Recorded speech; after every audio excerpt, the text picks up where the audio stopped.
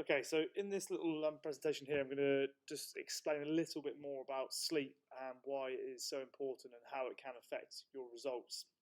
I think first and foremost, like sleep, if you're imagining a pyramid, okay, it kind of is the pyramid, is the base of the pyramid that is your health. So sleep, exercise, nutrition, hydration, all of those things kind of form a pyramid. I would say that sleep really is at the bottom in terms of not being least important, but being most important. So, and that enabling you to build everything else on top of that is your sleep. Okay, so without obviously reading word for word what's on the screen, because you can do that, we're just going to discuss some of the points below.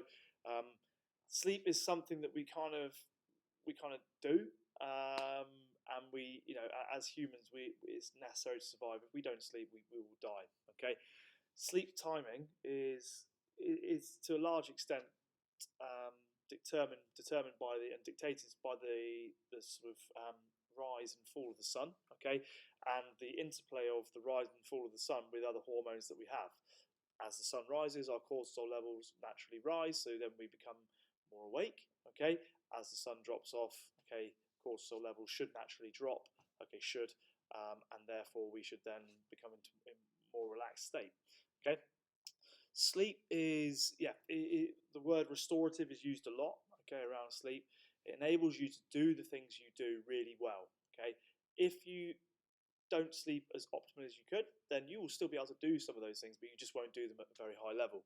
Okay, lack of sleep can then have a knock-on effect on some of the other mental functions that we have, and also physical as well. So, there are strong links between a lack of sleep and the cardiovascular health. Okay, and a negative effect on it, including blood pressure. Okay, there are negative effects of sleep on being able to burn body fat, okay, at rest. Okay, so a decreased ability, and therefore all the other things that have a knock-on effect on with that. So your nutrition choices, okay, some of your mood state, shall we say, that then all escalates out from there. Your actual physical repair, okay, as well into that as well. So your ability to recover from bouts of exercise. All right.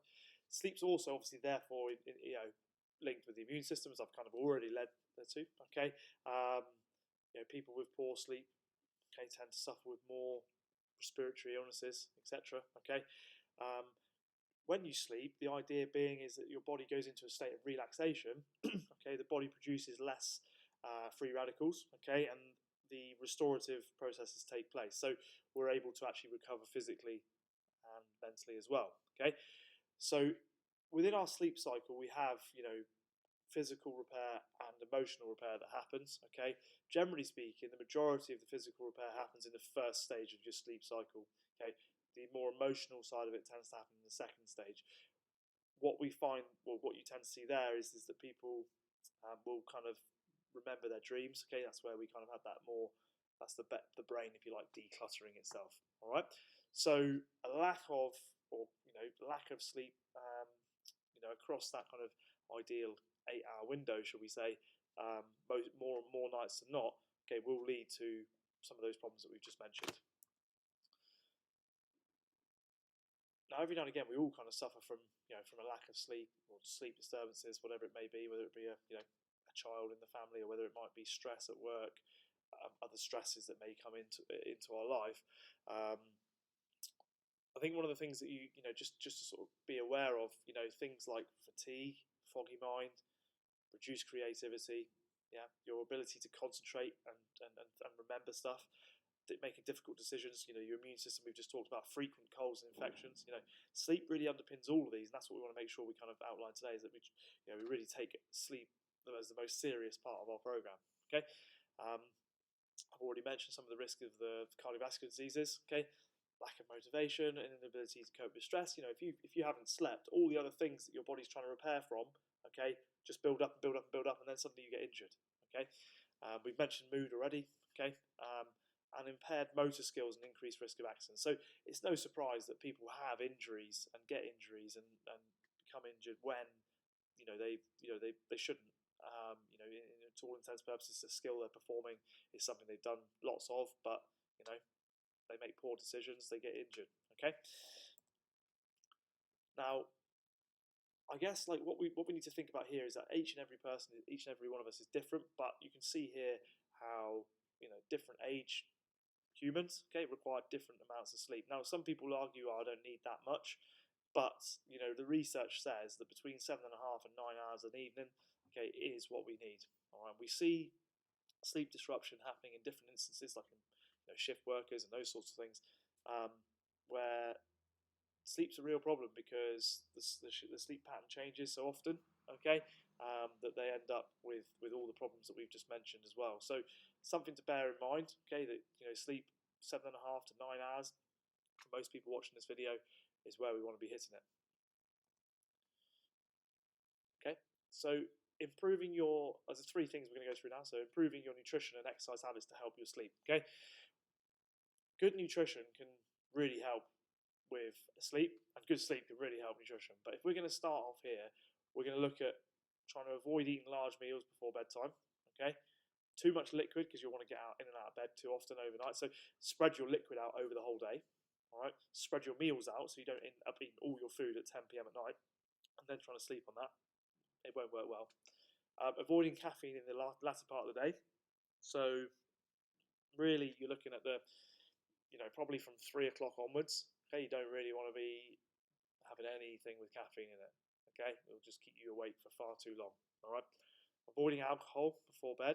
Okay, it can do different things to different people. Making sure we exercise daily. Okay, good exercise and sleep go really well together. Okay, people generally sleep much better when they're exercising regularly. All right, that's not one session a week as hard as you can. That's regular exercise. Okay, not the weekend warrior doing all of our exercise at the weekend. Yeah, regular during the week. Okay, so in order to kind of improve sleep, we need to set ourselves up for a little bit of success here. So pre-bed relaxation techniques, okay, really help. So for some of us, it's just not watching the news because it's really aggravating. For some of us, it's just making sure we don't go on our phones, looking at the blue light. For other people, it might be just making sure we dim the lights down a little bit earlier, okay, than we do. Not trying to read anything that's too engaging, okay, should I say. So I really like to write down all of the things that I need to do the next day before I go to bed, because otherwise I'd sort of go to bed thinking about it. Okay. Other things, deep breathing techniques. I've known some people do that as well. I've not tried that myself. Generally sleep pretty well. I know which ones I kind of pick out. Using meditation, okay, relaxation techniques. Again, for some people that works really well. Avoid any stressing tasks or thoughts before bed. I think that's a big one, okay, for me. Don't do anything that's too challenging before you go to bed. Keep the bedroom nice and tidy. I do believe in that one as well. That's nice, declutter, yeah, clear mind. Having a hot bath or shower, okay, before bed. Again, not something I would necessarily do to relax, but for some people it may work really well. It may work well for you. And do something you enjoy before bed. So maybe just reading or something like that. That's what you enjoy doing. All right. And the third thing, so keeping the bedroom for sleep. So trying to make sure that bedroom is set up so we don't have like loads of light coming through the window. We keep the temperature at the right amount so it's not too high or too low. We try not to have too many any electrical devices that are kind of on or flashing or beeping. I tend to put my phone, use it for an alarm, so I have it on a long cable, and I put that face down on airplane mode. Once I've set my alarm, make sure the volume's turned up ready to go for the alarm. And making sure the room is dark enough is absolutely vital. So a blackout blind can be pretty useful. All right, and obviously your bed. So if you've been on your mattress for a while, you want to flip it over one way or the other. That can help as well. So making sure your bed's comfortable is certainly something I'd do. All right, cool. Hope that helps. Any questions on that? Please make sure you give us a little comment, send us a little message. Otherwise, have a great day and hope you sleep well.